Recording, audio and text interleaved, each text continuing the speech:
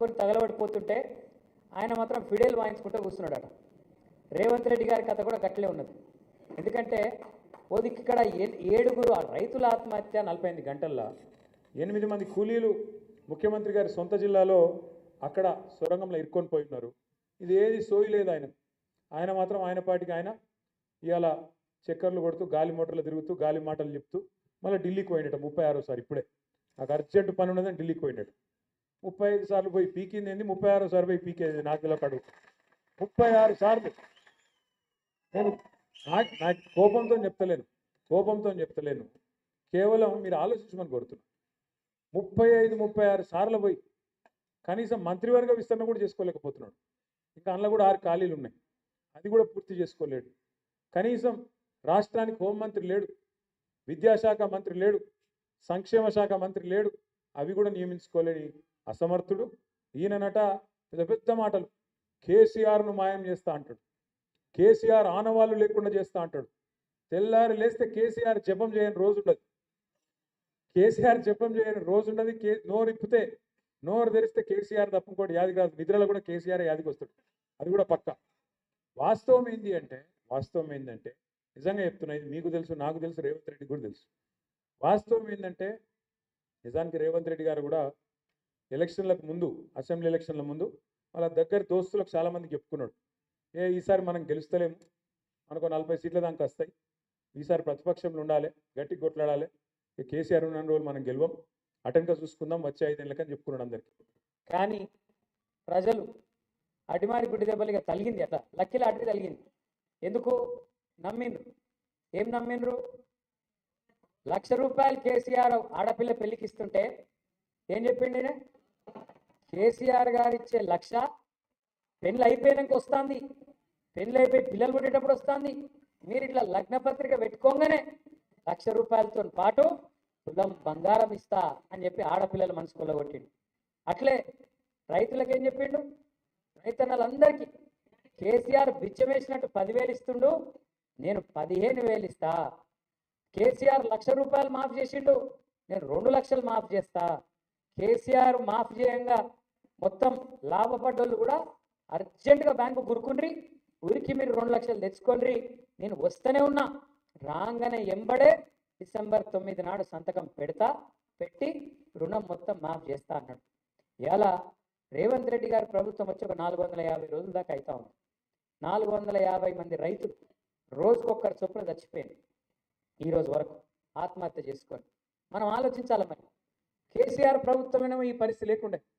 కేసీఆర్ ప్రభుత్వంలో మనం చెప్పుకున్నాడు కాదు, కేంద్ర ప్రభుత్వం పార్లమెంట్లో చెప్పింది, రైతు ఆత్మహత్యలు భారతదేశంలో అత్యధికంగా తగ్గించింది కేసీఆర్ ప్రభుత్వం, తెలంగాణ రాష్ట్రం అనే మాట మనం చెప్పుకున్నాడు కాదు, కేంద్రం ప్రభుత్వం పార్లమెంట్లో చెప్పిన మాట.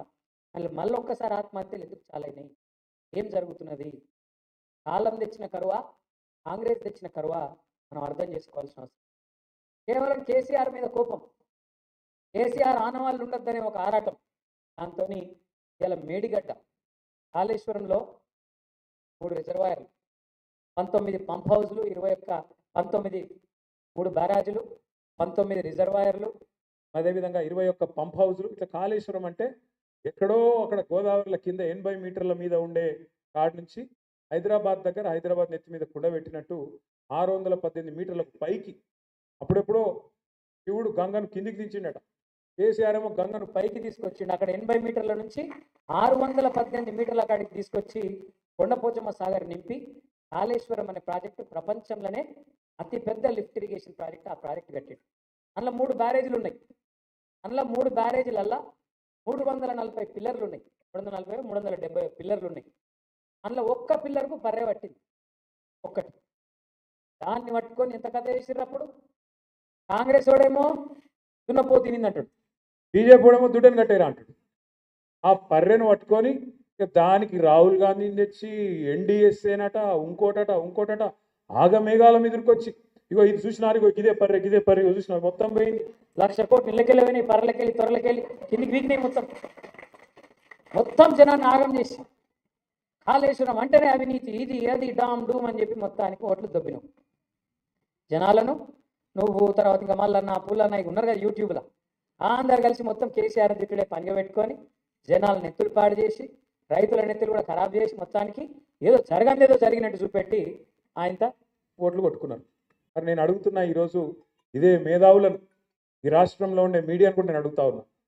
కాళేశ్వరంలో ఒక్క బ్యారేజీలో ఒక్క పర్రె పడితే దానికి ఇంత లొల్లిపెట్టిరు మీరు.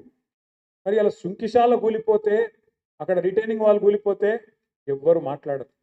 బీజేపీ వాడు మాట్లాడాడు, కాంగ్రెస్ వాడు కుయ్యనడు. ఎస్ఎల్బీసీలో 2.5 కిలోమీటర్ల టనెల్ కూలిపోతే మాట్లాడరు. మీ కాడ ఏం ప్రాజెక్ట్ అది?